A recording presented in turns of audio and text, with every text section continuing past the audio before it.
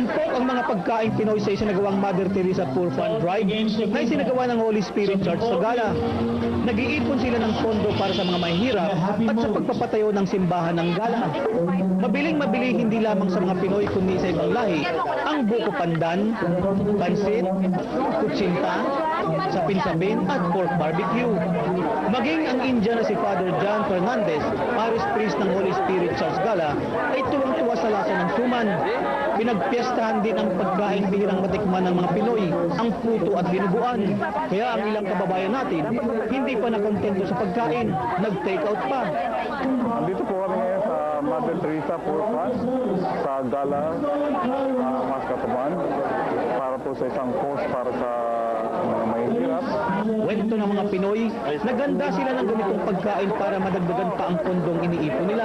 Ang proceeding po ay mapapapunta po sa sa mga mahirap po dito. At the same time, nagpapatayo po ng simbahan, reconstruction of the new church for Gala.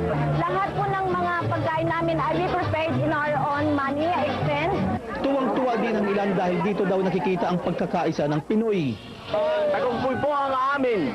Maganda po ang aming samahan dito, mga Pilipino.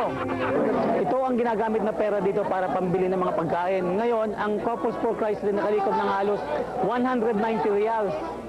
Idodonate nila ito para sa pagpapagawa ng simbahan dito sa Holy Spirit Church Gala. May kanya-kanyang gawain ng mga Pinoy. May nag-iihaw, ang iba naman ay tagatinda.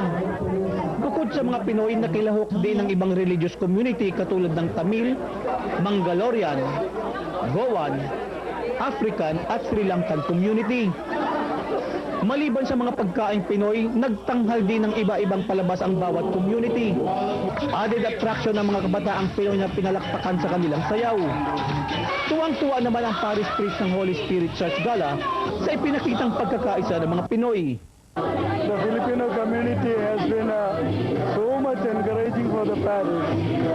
I wish everyone a very happy, fair and food festival. Enjoy.